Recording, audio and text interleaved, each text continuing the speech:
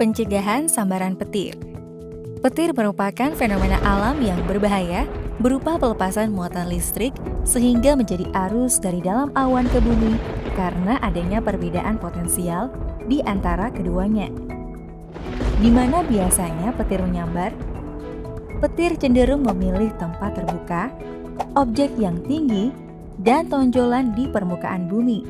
Objek tinggi bisa berupa tiang ataupun pohon, dan tonjolan bisa berupa bukit atau gunung maupun manusia, hewan, dan bangunan yang berada di tempat terbuka. Bagaimana cara petir menyambar manusia? Serangan langsung terjadi pada korban yang berada di area terbuka dan berpotensi yang paling mematikan. Side flash atau kilatan samping terjadi ketika petir menyambar benda yang lebih tinggi di dekat korban dan sebagian arus melompat dari benda yang lebih tinggi ke korban. Ground current atau arus tanah terjadi ketika petir menyambar pohon atau benda lain. Sebagian besar energi bergerak keluar dari sambaran di dalam dan di sepanjang permukaan tanah. Konduksi, petir dapat melakukan perjalanan jarak jauh di kabel atau permukaan logam lainnya.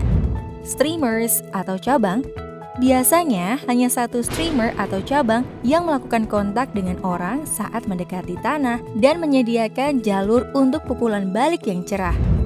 Akibat dari sambaran petir, hentakan dan rasa terpukul yang luar biasa, luka bakar, kejang-kejang, dan jantung berhenti berdetak. Do and don'ts. Atur jarak 3-5 meter dengan orang lain ketika sedang berteduh di luar ruangan. Matikan dan jauhi perangkat elektronik berkabel, menutup jendela, berlindung di dalam mobil, jangan mandi atau menggunakan bak cuci sebisa mungkin ketika terjadi petir, hindari objek-objek logam seperti pagar, sepeda, dan lain-lain, jangan berdiri di dekat pohon atau benda tinggi yang terpisah dari benda-benda lainnya. Jangan berenang dan menjauh dari daerah kolam atau perairan saat hujan. Berlindung di dalam ruangan. Jauhi lapangan terbuka dan puncak bukit.